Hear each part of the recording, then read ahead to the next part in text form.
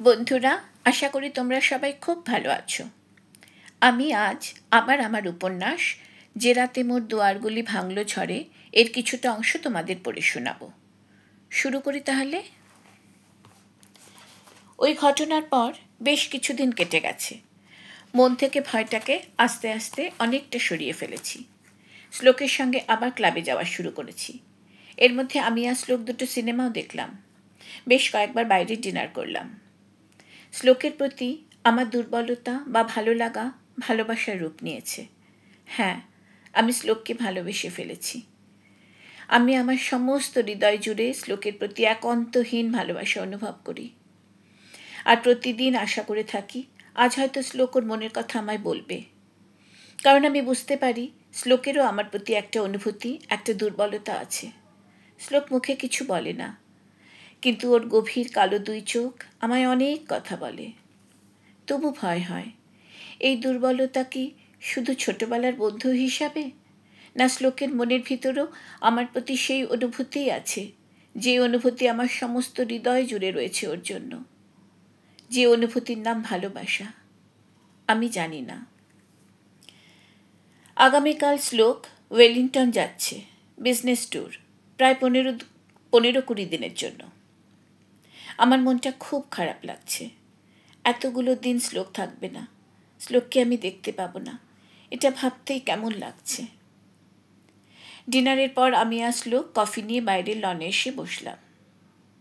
আমাকে চুপচাপ দেখে শ্লোক জিজ্ঞেস করলো, আরাধনা, কি হয়েছে? মাথা নাড়লাম, কিছু না। শ্লোক গভীরভাবে আমার দিকে তাকিয়ে থাকলো। বলল, মন খারাপ করো না, আমি রোজ তোমায় ফোন করব। আমি মুখে একটু হাসি ফুটিয়ে বললাম, ঠিক তো? শ্লোক বলল, ঠিক। পকেট থেকে ওর মাউথ অর্গানটা বার করলো, আমার দিকে তাকিয়ে বলল, শুনবে? আমি খুশি হয়ে বললাম, শুনবো। শ্লোক ওর মাউথ অর্গানে আমার পছন্দের একটা হিন্দি গানের সুর বাজালো। मैं रहूं या ना रहूं तो मुझ में यूं बाकी रहना। শ্লোকের বাজনা শুনতে শুনতে আমি যেন শ্লোকের ভিতরে কোথায় হারিয়ে গেলাম। প্রায় 7 দিন হলো শ্লোক ওয়েলিংটন গেছে। বাড়িটা যেন একদম খালি হয়ে গেছে। খুব একা লাগে। বাড়িতে যখন কেউ থাকে না, চুপচাপ শ্লোকের ঘরে গিয়ে বসে থাকি। শ্লোক রোজ রাত 10:30টায় আমাকে ফোন করে।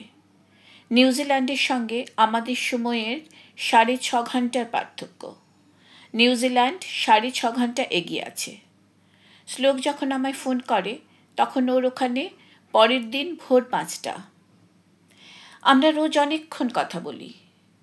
সারাদিন আকুল আগ্রহে প্রতীক্ষা করে থাকি কখন রাত 10:30 বাজবে, কখন শ্লোক ফোন করবে। ভালোবাসা বড় অদ্ভুত। পাওয়ার থেকে না পাওয়ার বেদনাটাই যেন বেশি। সকালে উঠে ইনস্টিটিউট যাওয়ার জন্য তৈরি হচ্ছি। ফোনটা বেজে উঠল। শান্তনুর ফোন। ধরলাম। শান্তনুর উদ্বিগ্ন গলা ভেসে এলো, আরাধনা, তাড়াতাড়ি বীজকান্ডি হসপিটালে চলে আয়। আমি ভীষণ অবাক হয়ে বললাম, কেন? শান্তনু বলল, নেহা হসপিটালে ভর্তি হয়েছে, সুইসাইড অ্যাটেম্প করেছিল, তাড়াতাড়ি আয়, আমরা ওয়েট করছি। আমি একদম হতবাক হয়ে গেলাম। নেহার মতো মিষ্টি একটা মেয়ে সুইসাইড করতে গেছিল, কিন্তু কেন? বিশ্বাসই হচ্ছে না। আমি এক মুহূর্ত দেরি না করে শ্লোকের গাড়িটা নিয়ে বেরিয়ে পড়লাম। একদিন আমি শ্লোকের গাড়িটাই ব্যবহার করছি। শ্লোক যাওয়ার সময় ওর গাড়ির চাবিটা আমায় দিয়ে বলে গেছে ওর গাড়িটা ব্যবহার করার জন্য। আমি হসপিটালে পৌঁছে দেখি শান্তনু আর অমিত আমার জন্য অপেক্ষা করছে। শান্তনু বলল, নেহা এখন একটু ভালো আছে। নেহা ঘুমের ওষুধ খেয়ে আত্মহত্যা করতে চেষ্টা করেছিল। আমরা নেহার কেবিনের সামনে দাঁড়িয়ে আছি। নেহা ঘুমোচ্ছে। ওকে ঘুমের ইঞ্জেকশন দেওয়া হয়েছে। নেহার বাবা মা নেহার কাছে বসে আছেন। অমিত ভারী গলায় বলল, নেহার মতো লেড়কি এইরকম করবে কোন ভাবছিল? অমিত এরকমই বাংলা বলে। কিছুক্ষণ বাদে নেহার ঘুম ভাঙল।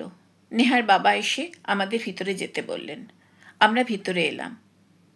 নেহা আমাদের দেখে হাসার চেষ্টা করল। ওর দু চোখে জল। নেহার মা বললেন, তোমরা কথা বলো, আমি বাইরে আছি। নেহার মা বেরিয়ে যেতেই নেহা আমার হাত দুটো ধরে কেঁদে ফেলল। আমি কোনো কথা না বলে নেহার মাথায় হাত বুলিয়ে দিলাম।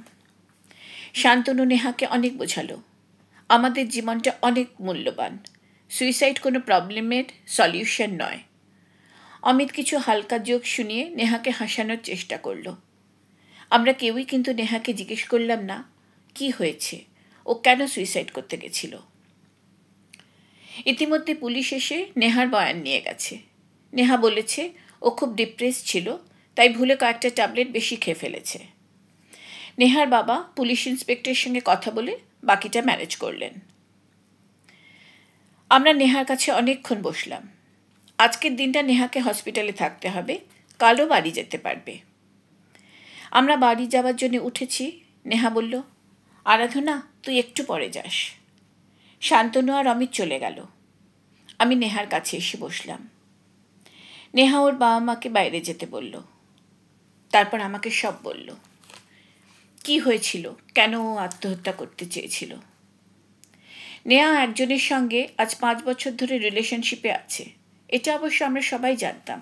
নেহা আমাদের বলেছিল, ছেলেটির ফটোও দেখিয়েছিল। ছেলেটি মাঝে মধ্যে ছুটির পর নেহাকে নিতে ইনস্টিটিউটে এসেছে। ছেলেটির নাম অর্ণব রয়, সুন্দর সুদর্শন চেহারা। ছেলেটি পাইলট। বান্দ্রাতে অর্ণবের একটা ফ্ল্যাট আছে। নেহা এবং অর্ণব ওই ফ্ল্যাটে প্রায় একসঙ্গে সময় কাটায়। নেহার কাছেও ওই ফ্ল্যাটের একটা চাবি আছে। গতকাল অর্ণব ফ্লাইট নিয়ে বাইরে গেছিল। নেহাকে বলেছিল কালও ফিরবে না। ইনস্টিটিউট থেকে ফেরার সময় হঠাৎ নেহার মনে পড়ে আগের দিন মার্কেটিংয়ের 2টো বই ও অর্ণবের ফ্ল্যাটে ফেলে এসেছে। বই দুটো নেহার জন্যে নেহা অর্ণবের ফ্ল্যাটে যায়। নিজের চাবি দিয়ে দরজা খুলে নেহা সোজা বেডরুমে চলে যায়। বেডরুমে ঢুকে নেহা অর্ণবকে একটি এয়ার হোস্টেসের সঙ্গে বিছানায় দেখে। নেহা অঝরে কেঁদে চলেছে। আমি কি বলবো বুঝতে পারছি না। নেহার মনের অবস্থা আন্দাজ করতে পারছি, কিন্তু নেহাকে সান্ত্বনা দেবার ভাষা আমার নেই। কি বলি সান্ত্বনা দেব? এত বছরের একটা সম্পর্ক যদি এতটাই মিথ্যে হয়ে যায়, তাহলে কেউ কাউকে কিভাবে বিশ্বাস করবে? আমি নেহাকে বোঝানোর চেষ্টা করলাম, কিন্তু কতটা পারলাম জানি না। ভারাক্রান্ত মন নিয়ে হাসপাতাল থেকে বেরিয়ে এলাম। শ্লোক ফিরে এসেছে। আমার জন্য 2 বাক্স ভ্যানিজ চকলেট আর অনিমেষ কাকু অপর্ণা আন্টির জন্য 2 বোতল ওয়াইন টিকি নিয়ে এসেছে। এছাড়া আমার আর আন্টির জন্য দামি পারফিউমও এসেছে। শ্লোক ফিরে আসাতে বাড়িটা যেন আবার প্রাণ ফিরে পেয়েছে। আর আমার খুশির ঠিকানা নেই। আমি খেয়াল করে দেখেছি অফিসের প্রতিটি ব্যাপারে অনিমেষ কাকু শ্লোকের উপর ভীষণ নির্ভর করেন। তাই শ্লোক ফিরে আসাতে অনিমেষ কাকুর মুখে দারুণ নিশ্চিন্ততা। আর অপর্ণা আন্টি যে শ্লোককে খুব স্নেহ করেন সেটাও বেশ বোঝা যায়। শ্লোক গতকাল ফিরেছে, আজ রবিবার। আমরা সবাই একসঙ্গে বসে লাঞ্চ করলাম। অপর্ণা আন্টি খুব ভালো রান্না করেন। আজ অপর্ণা আন্টি নিজের হাতে শ্লোকের প্রিয় ভেটকি মাছের পাতুরি বানিয়েছেন। অপর্ণা আন্টির এই গুণগুলোই অপর্ণা আন্টিকে সবার থেকে আলাদা করে। দুপুরে নিজের ঘরে বসে একটা বই পড়ছি, দরজায় নক হলো। দরজাটা খুলে দেখি শ্লোক আমার হাতে একটা ছোট লাল রঙের বাক্স দিল। আমি অবাক চোখে শ্লোকের দিকে তাকিয়ে চোখে চোখে প্রশ্ন করলাম, কি? শ্লোক তার গভীর কালো 2 চোখ আমার চোখের উপর রেখে গভীর গলায় বলল, আরাধনা, আজ আমার একটা অত্যন্ত মূল্যবান জিনিস আমি তোমায় দিলাম। যত্ন করে রেখো তোমার কাছে সব সময়। মৃদু হেসে ও নিজের ঘরের দিকে চলে গেল। আমি ঠিক বুঝলাম না শ্লোকের কথা। ঘরে ঢুকে বাক্সটা খুললাম। বাক্সতে একটা ছোট্ট লকেট, একটা ছোট্ট হার্ট, সাদা পাথর বসানো। পাথরগুলো খুব উজ্জ্বল, খুব সম্ভবত ডায়মন্ড। আমি অবাক হয়ে তাকিয়ে থাকলাম লকেটটার দিকে। লকেটটা একটা হার্ট। শ্লোকের কথাগুলো মনে করলাম। শ্লোক কি বলতে চেয়েছে বোঝার চেষ্টা করলাম। বুঝলাম। আনন্দে খুশিতে আমি আপ্লুত হয়ে গেলাম। শ্লোক আজ এইভাবে আমাকে ওর মনের কথা বলল। আমার হৃদয় জুড়ে আজ খুশির ঢেউ, আনন্দের ঝর্ণা। আমার গলায় একটা সরু চেন আছে, মা দিয়েছিলেন। আমার এক জন্মদিনে। ওই চেনটা দিয়ে লকেটটা পরে ফেললাম। মনে মনে ঠিক করলাম শ্লোকের এই হৃদয় আজীবন আমার হৃদয়ের কাছে থাকবে। এটা আমি কোনো দিনও খুলব না। আয়নায় দেখলাম, খুব সুন্দর দেখাচ্ছে। আনন্দে আর খুশিতে আজ বুঝি নিজেকে ধরে রাখা দায়। বিকেলে চায়ের টেবিলে শ্লোক আমার গলার লকেটটা খেয়াল করলো। খুশি মাখা দুই চোখে আমার দিকে তাকিয়ে হাসলো। অপর্ণা আন্টি লকেটটা দেখে বললেন, বাহ, পেন্ডেন্টটা তো খুব সুন্দর। মনে মনে একটু ভয় পেলাম। আন্টি জিজ্ঞেস করলে কি বলবো, কিন্তু অপর্ণা আন্টি আর কিচ্ছু জিজ্ঞেস করলেন না। চা খেতে খেতে শ্লোকের সঙ্গে বেশ কয়েকবার চোখাচোখি হলো। বুকের ভিতর এক অনাস্বাদিত অনুভূতি, যে অনুভূতি শুধু অনুভব করা যায়, ভাষায় প্রকাশ করা যায় না। আজ এই পর্যন্তই থাক, আবার অন্যদিন।